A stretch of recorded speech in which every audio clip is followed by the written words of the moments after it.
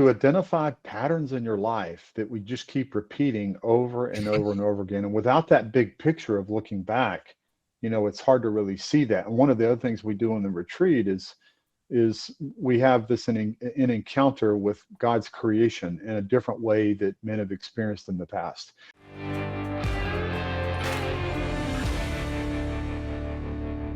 Well, welcome to the True Man Podcast. So a common theme on the True Man Podcast is making sure men have a place to go. Whether it's individual coaching, a church, a men's small group, it doesn't really matter. What's more important is that you don't isolate and that you find a brother that you can begin to live in community. So let's dive deeper into that today with guest Mark Jordan. Now, Mark has a number of business accomplishments. He has a BS in business from the University of Arkansas. Go Hogs, go! All right. Finally got a Razorback on. And he's written several books. But today, we are going to spend time talking about something he founded called Unravel. And it's a men's group environment that provides support and guidance. Mark, welcome to the True Man Podcast. Thanks, Mike, for having me. I'm really, really excited and been looking forward to just spending time with you today, just hanging out and talking about Unravel and just how men can improve their lives. So thanks for having me. Yeah, absolutely. So let's start there. There must be something that happened in your life that really triggered you to start this and get involved in men's ministry. So maybe that's a good starting point. Yeah, I think first for me, when I finished graduate school, I got connected with some men in business who really invested in me a lot, as mentors. And that was the first time I'd really experienced that. So that was sort of phase one. It kind of opened my eyes up to, wow, there's a whole world out here of men who are willing to invest in younger men. Then phase two was the church that at the time I was living in Houston, and the church I was a part of had some small groups, of course, and got plugged into one of those. And that was my first really experience at doing life together with other men on a regular basis. So that was phase two. Then phase three, I would say, is we moved to Atlanta. We raised our family in Atlanta. We were there for, 20, 25 years. And we were part of just an incredible church there, North Point Community Church, and got to be involved in a lot of different groups and a lot of different ministry environments there. So along that journey, I was in all these different groups, some married groups, some men's groups, just all different kinds. And about 5 years ago, I took a look back over that, sort of a trip down memory lane, and said, okay, what did I like about the groups that I was in? What did I not like? And what were some things I found that were sustainable? And I started talking to my friends about it.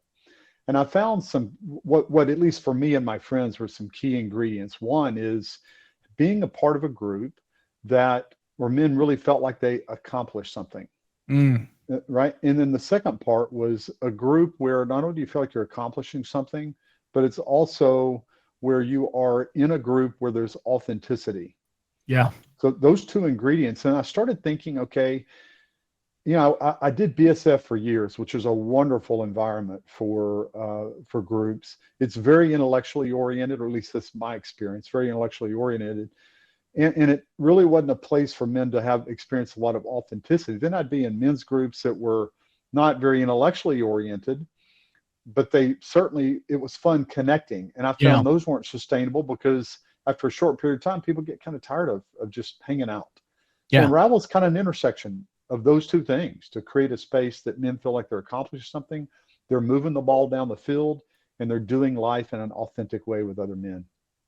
Mark, I'm a little nervous here because I got to say, people are going to start thinking that I'm following you around because, I'm in Atlanta now. You were in Atlanta. I spent 9 years in Houston. You went to, wow.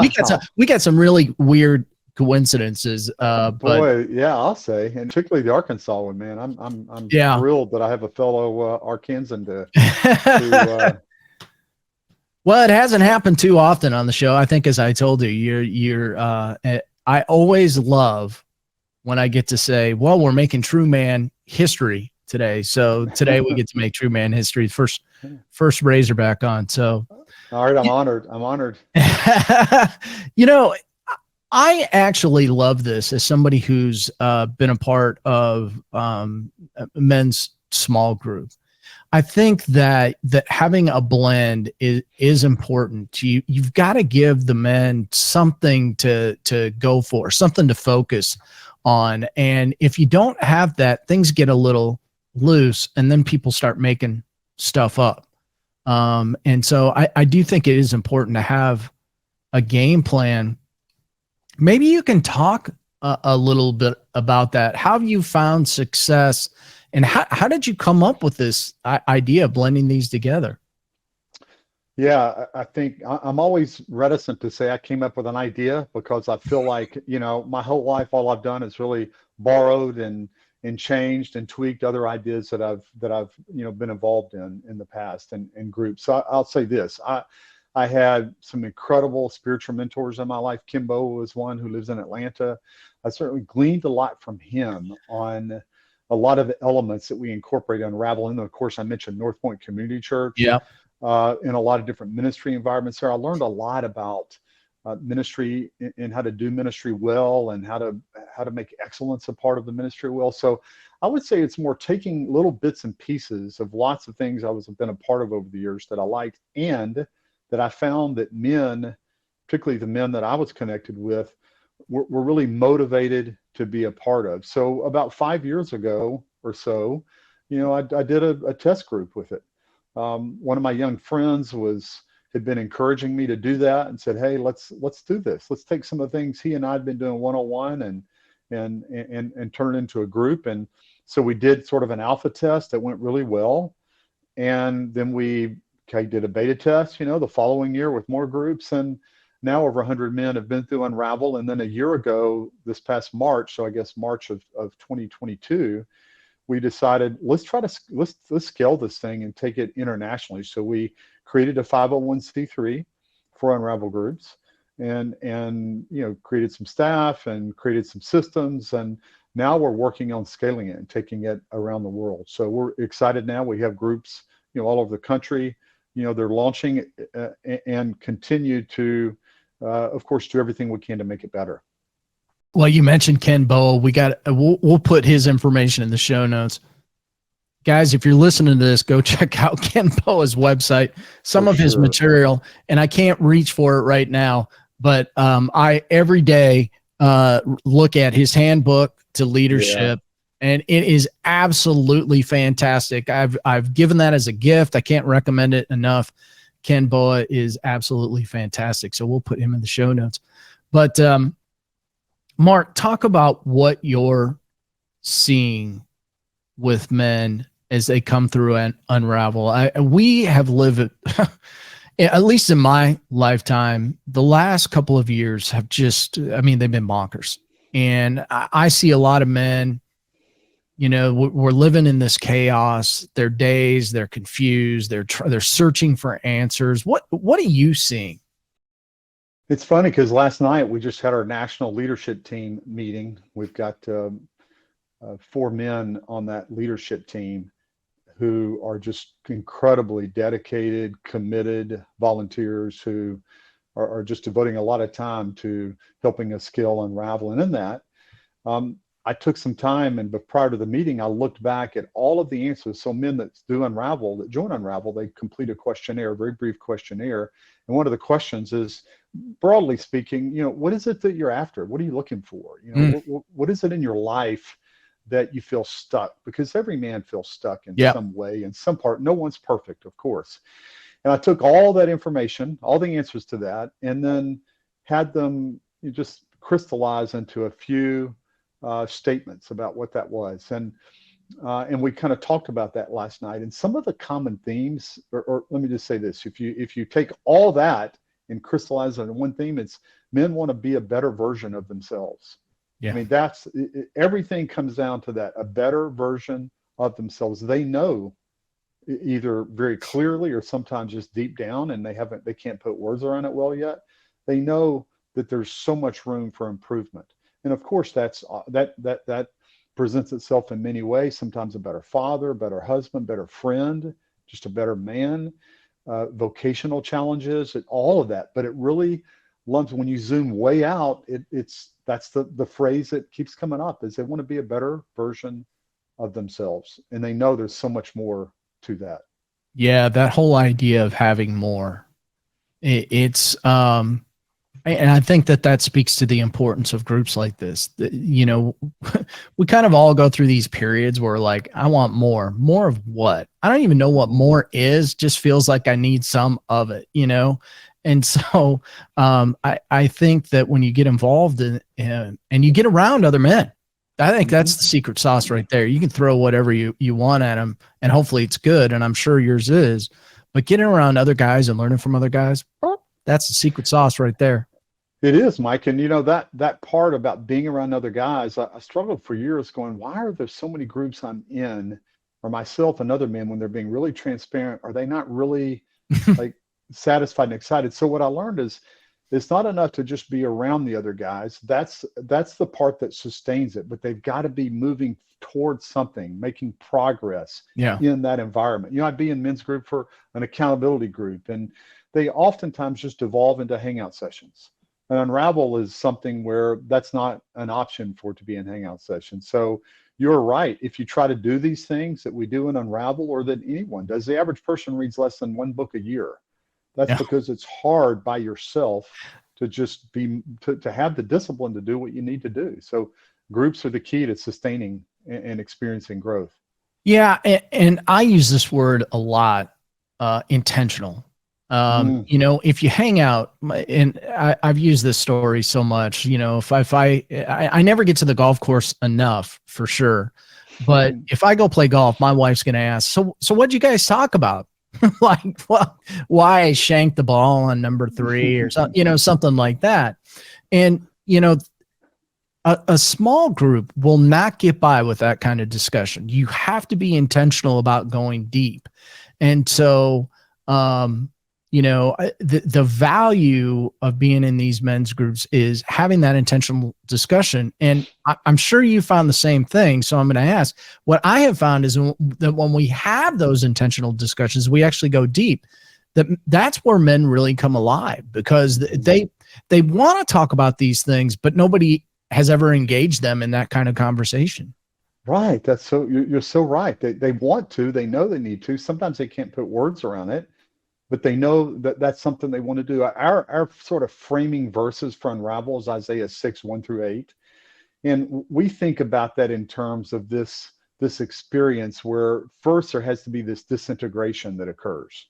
And then subsequent to that is a reintegration process. And that's really, I feel like part of what we're doing in this journey of life. Of course, there's more, you know, complicated terms we can use to describe it, but this process of, you know, disintegrating and in a certain area that we need to, then reintegrating, learning to make progress, and then, oh, there's another area we need to repeat that process in, and then, oh, by the way, there's another, right? So it's a journey of life is really that. And if without intentionality, and that's a big mantra for us, we have two big ones: intentionality and progress, not perfection.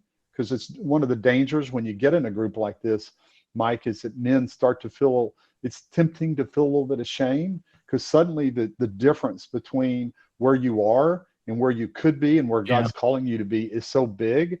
And we just encourage men to go, hey, that's not don't focus on that. You're going to focus on the progress that you're making. You're never going to be perfect. So let's look back a month, 2 months, 3 months, 6, 12 months, and look at the progress that's made, and let's celebrate that, because that's what God's interested in: progress, not perfection. Oh, absolutely. But awareness is certainly the key, right? I mean, we need to know, and I didn't know this for much of my life. I didn't know I was in the middle of a spiritual battle, right? I mean, I always viewed things very hierarchical. I thought, you know, okay, well, the pastor said, forgive you know, ask for forgiveness. And so I would, and, you know, you move on. And then I became a little bit performance driven, and you're not really alive, in your faith if you're performance driven, I found. But, you know, this awareness that, oh, there is a spiritual battle, and what does that feel like when it's coming at me? And I've got guys I check in with, and, you know, I'm not having a good day, you know, and, you know, or something's going on. And, you know, it's important to have somebody around you that goes, it's going to be all right, or maybe prays for you and just kind of keeps you in check. And that's that. Oh man, I'm sure you found the same thing. What value that brings to my life to know that somebody's got my back. Yeah, and you know what's interesting, Mike, and you probably see this in the same way or very similar way that I do in today's world, but it's become very challenging for men to have a space and to have the tools to have healthy conversation. So that's one of the things that men learn in Unravel, and we have subsequent environments after Unravel, Unravel 2, Unravel 3, et cetera. But ultimately, where men are in a long-term environment where they can talk about big topics, even though Mike, you and I may disagree on something. We should be able to have a great conversation and both grow in that in some way. And maybe one of us will have a change in thinking, maybe we don't, but at least the process of that should be an intimacy builder, not an intimacy killer. And in today's world, it's hard to have a space for that. So that's another thing that we really value at Unravel is having the space to have healthy conversations, right? And communication around things, regardless of how tough they are. Now, do you do this? And I like to ask this question because there's various, makeups of men's groups around. And do you do this in conjunction with churches, or do you try to run your Unravel groups outside of churches? No, I'm actually great question. I'm glad you've asked that. So when we launched Unravel, I launched it as an alpha group. Then subsequent to that, I started testing it in a church here in Los Angeles that got great results. Then our initial phase was, let's test it in some other churches. And we did. There were a few other churches around the country that we launched Unravel in. And then in March of last year, when we decided to form the 501c and really scale this, our focal point is not to grow in churches, but to go direct to men and have them get in groups directly. Now, that's not to say, Mike, that we don't also have groups in church. We have a group launching in a couple months up in the Bay Area from a guy that finished Unravel and is launching it at his church. So it's not that we don't want that to happen. We would love for that to happen. And our focus is going to men directly. Churches sometimes can be a bit challenging to work through. Oftentimes they're reticent to take risks, try new things. Plus they're overworked. They got a lot on their plate. It's hard. Here's a new thing to try. Well, what if it doesn't go well? So we don't devote any of our outreach efforts to churches, but we would love for as many churches that want to launch it. And we have a complete training program that's completely turnkey for any man that wants to lead an Unravel group at his church. The run of show is down to every detail. There's nothing more to think about. But our efforts, you go to our website and you look at our social media, it's all going direct to men and have men sign up directly in groups that aren't a part of a specific church. Well, as somebody who's run small groups, sometimes looking at my watch at 6:45 in the morning and going, whoops, we didn't plan anything today. It's always good to have something to turn to. And I think that takes a little pressure off the leader, and because you're not always planning. In fact, you're more focused on the guys than having to worry about what are we going to do this week. Yeah. Talk a little bit about, because I've looked at your website and I looked at the programming as best I could. You're a little unique in what you do. Talk about that in a little bit greater detail on how you try to focus on men. Mm-hmm. Yeah, we are different, and I think the way I would describe that at a very high level, Mike, that makes us different is we really call men to a high standard. We call them to excellence. We create a fertile environment for them to experience that. And then we have healthy conversations when they're tempted not to meet the standards. So it's not like some militant, beating someone over the head with a rod. And it's also not what's most common, which is, let's say, for example, you're in a group, Mike, and you guys agree that next week you're going to have, I don't know, let's say you write a book and you're going to show up and talk about it. Okay. And then everyone shows up and, a couple of guys go, oh man, I was busy last week. My child was sick, or I was busy at work. I didn't get to read the book. Another one says, yeah, I read part of it. Another one says, yeah, I read it, but it was a good book. And you end up with people who didn't do what they said they're going to do. I think you just described the average group. We did. I know, man. And Mike, we're trying to infuse in men this idea that when you say you're going to do something, it matters. And so this environment, we have a beautiful way of having men learn to show up well. And if they don't, that's okay. We're none of us are perfect, but then we have a healthy conversation right there about what it means to show up well. How can we show up well next time, as opposed to, oh, don't worry about it, Mike. I know you had a hard week last night. We'll see what happens next week. So men really thrive in that when it's done in a graceful, a healthy, a loving, and caring way. Men love that because they get to the end of Unravel 1, which is a 12-month environment, and they look back at what they've accomplished. And, the testimonials that come out of it are life changing. They're transformational. Now, Mark, do you guys do any type of retreats or extra experiences where you have weekends or anything like that? Mm-hmm. Like, people are going to think that I sent you like a list of questions to ask me, because you're asking all the right questions, man. I mean, seriously, thank you. Yes. Well, you and I are kind of, to some degree, really running in a similar environment. And so, my curiosity, today, truth be known, I'm asking a lot of these because I want to know what you're doing, Yeah. And let me tell you, our retreat is a incredibly, just a wonderful moment in Unravel. So at some point along the 12-month journey, there is a retreat.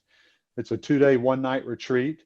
We also do virtual retreats as well now, given, what's transpired over the last few years and the changes that have occurred and people's willingness to do that. But so we do a retreat. And our retreat, that's where Ken Bo has had the biggest influence, I would say, on our environment, is our retreat. We take a lot of stuff that Ken had me do in the past, and he's, of course, talks about in many of his different books and writings and talks he gives and stuff like that. So our retreat, at a very high level, Mike, is a backward look in your life. It's a present look in your life and a forward look, and then looking at patterns through that and identifying areas that we need to grow in. And there's a lot of other things that come out as well, but it's very Mark, a little bit about, because I've been through that experience, and I talk about why that look back is important. Yeah, it's to identify patterns in your life that we just keep repeating over and over and over again. And without that big picture of looking back, it's hard to really see that. And one of the other things we do in the retreat is we have this an encounter with God's creation in a different way that men have experienced in the past, that helps you then look through this grid of potential in your life and then compare that to the past in areas that that we haven't done as well as we could do, or areas that we're stuck, or areas even that are counterproductive to our lives. And when you look at the big picture and you do it in the way that we do it in the retreat, you can't help but see these patterns and then want them to change. Yeah. When I know what my experiences have been with retreats, and I would do more if I could. I try to do at least 2 or 3 of them a year. But with scheduling, it's hard because they're usually long weekends. Some of mine are 4 or 5 days long. So, what happens to a guy when he's able to get away and experience a weekend like that? Because a lot of guys, I've had this happen to myself. That weekend's coming up and you're like, man, there's 500 things going on, and the dark side's pulling at you going, no, you don't have time to go do this. But when somebody goes to this, what revelations do you see coming out of it? Yeah, it's interesting because leading up to the retreat, we encourage men, hey, just know right now, you're going to have under attack. A number of things that are going to cause you to think, oh, I cannot go to this retreat right now. Just move past it, work past it. And part of that is what happens in Unravel. It's creating a stronger foundation for men to encounter those challenges and then work through them. And then at the retreat, at a very high level, to say there's an incredible spiritual experience and Yeah. transformation, that's true.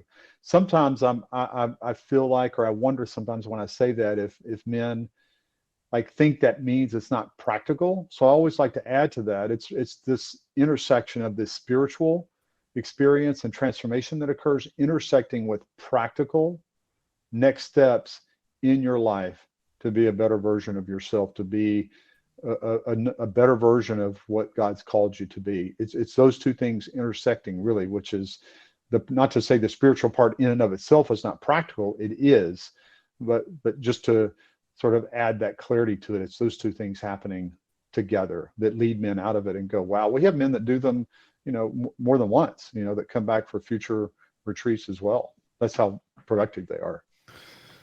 Yeah. I've got 2 in a month coming up, which is going to be unique. I've never done that before. I'm not sure what I'm going to look like after that. I know that what I have found is that I better have a pen and a notepad at the ready because stuff just pours out. Yes. Yeah, it just pours out, and it does. It really is an incredible break. So talk a little bit about what's the future of Unravel. What are your goals to reach if I have a hunch you're like me, Mark. So I always tell people, and some people roll their eyes. They're like, Mike, what's your goal here? And I'll say to them every time, my goal is to reach a million men, and help them change their hearts for good. Yeah. And that's a big number. And of course, I don't get there without your help and so, the people around me that know what my goal is and want to do that. So what does Unravel look like to you, Mark? Yeah. Well, now, Mike, no one for sure is not going to believe I didn't send you notes in advance, because our vision is to reach 1 million men in 10 years. So that's what we want to do. And kind of like you, when I tell people that, and even internally, if I'm being transparent, it's even for myself, sometimes I go, man, sometimes that's kind of hard to believe, or that seems kind of crazy, Mark. But we are passionate about that. And we do believe in that, and that is something that we're striving for, to reach 1 million men in 10 years. Now, what we're doing for that, and way we continue to, in fact, we have a national leader retreat coming up in October. We're going to be even talking more about this. But so we've got these core environments, Unravel 1, 2, and 3. And last year we created a new kind of on-ramp, if you will, called Unravel Go. It's a 6-week individualized, self-paced environment, because we recognize that joining a 12-month commitment, or making a 12-month commitment, it's a big commitment for people who may not know the first thing about Unravel, right? But they know that it's something that is appealing to them. So we created Unravel Go. So part of what we're doing is continuing to explore, brainstorm, create other on-ramps in different versions, different flavors, so that men have a easy step they can make if they want to, before jumping into the full 12-month commitment. So what's going to happen over all those, next 10 years? It's going to be continually creating new content and new environments that speak to men where they're at today, and that give them the easiest, the most frictionless path forward, to be a better version of themselves, so that we can reach 1 million men in 10 years.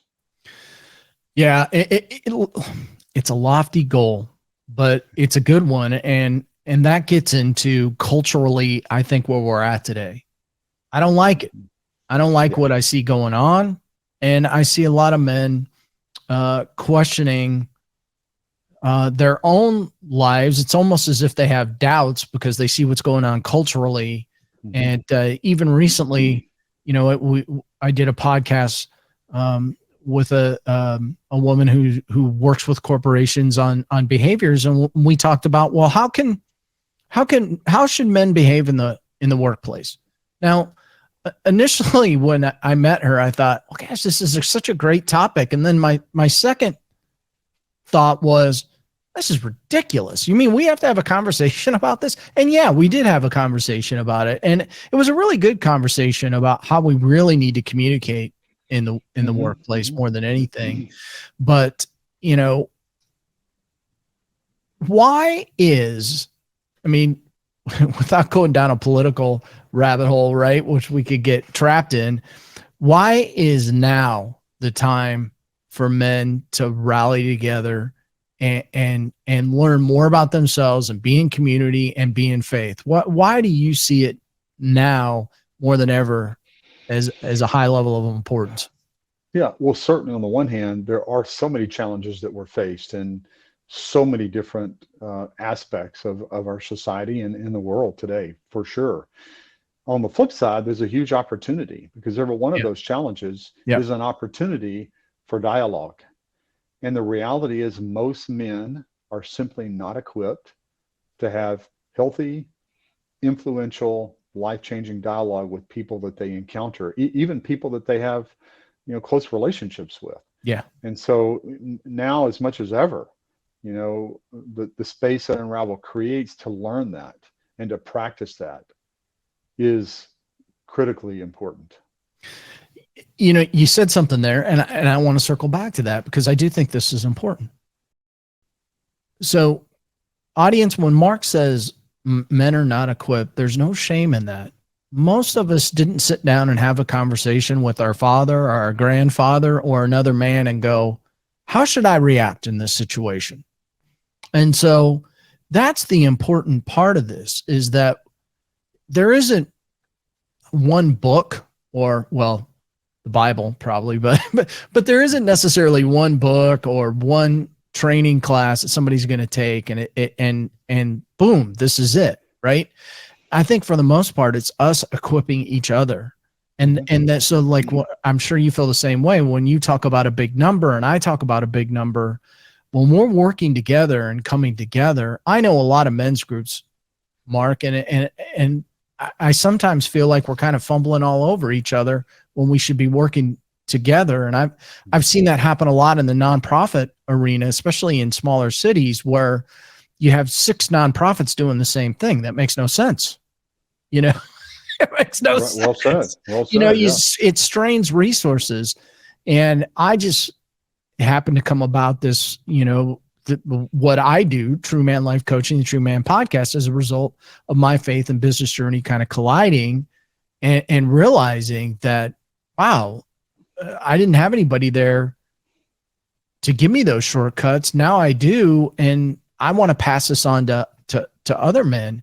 And I just, it's just so critical that we come together and we teach men how to lead families well. I'm seeing a lot of things right now about, and it seems like this is an election cycle topic for whatever reason, fatherlessness, the lack of father presence, and, this whole idea around, fathers, being there for their families. And to me, that's what this is all about.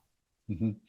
Yeah. And we really encourage, challenge, equip men to sort of answer this question: how do you know what you know? So when you're in a group of men together, and a guy struggling as a father, a husband, a friend, whatever, and he's asking for advice and he's getting advice, where's that advice coming from? How do you know that's good advice? What makes you think because that's Google's good not a good idea. That's right. Yeah. And your own life experience is not necessarily a good idea. I remember when our children were young and, I would get parenting advice from, people that were maybe a season ahead, like maybe their kids were a few years older. And looking back, I tell my young friends now, if you're getting parent advice, only get it from people that have children who are in their mid-20s or and above, so that you have a much longer, landscape to look at. And I think what we're trying to do in Unravel is, in this environment, is to help men learn to be better critical thinkers.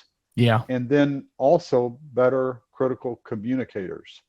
Those two things go hand in hand. So until you learn to think critically and examine where you're getting your information from and how you're getting it, and then thought through, is this information that I think is worthy of influencing other people with, then you've got to be effective at communicating it. And that's a big part of what we're trying to do. Yeah, it's a big deal. Mark, tell everybody as we close out today, how can they get in touch with you? How can they? And I'll say this: prior to us recording this, I went out the guide, this 6-month guide. Unravel Go. Yeah, Unravel Go. and because I wanted to see what it was all about. It's very well done, by the way. I think it's a great do-it-yourself, self-paced resource for people to go get. So I just want to point that out before you give out the website. But how can people get a hold of you? How would you encourage them to reach out and find more about Unravel? Yeah, thank you. And a quick sidebar on Unravel Go, we are now converting that, over the next couple of weeks to be completely accessible through our online portal. So rather than have to have a file open, and maybe you don't have it with you wherever you're at, maybe it's on your desktop and not your phone. So now it'll be completely seamless in the cloud for men to interact with that in a much more seamless way. So we're really excited about that. But we try to make it as simple as possible. Unravel, yeah, for sure, man. But unravelgroups.com is our website. If men just go to unravelgroups.com, there's a link there for everything they could want, whether it's just be to contact for more information, to join a group, to lead a group, to get Unravel Go, anything. All of our social media is there. So just go to unravelgroups.com and visit that, check out what we're up to there. And then we've got a great FAQ section with videos that explain, a lot of what we're up to and answer a lot of the sort of common questions that we get. And, then we just take it from there. Guys, and I say this a lot, if you're looking for a group, go out there, put your contact information, see if they've got a group in the area. If they don't, start one and they'll help you do it. So there's resources available. Get in community, and it'll change your life. It really, really will. I have no doubt about that. And I know Mark feels the same way. Mark, thank you so much for coming on and telling us about Unravel today. I really enjoyed talking with you. Thank you, Mike. It's been great, man. Thank you so much. I really, and thanks for what you're doing as well. You're making a difference, big difference as well. So thank you for the effort and time you spend making a difference in men's lives as well. So it's been fun. Thank you for that, Mark. Appreciate it. Take care.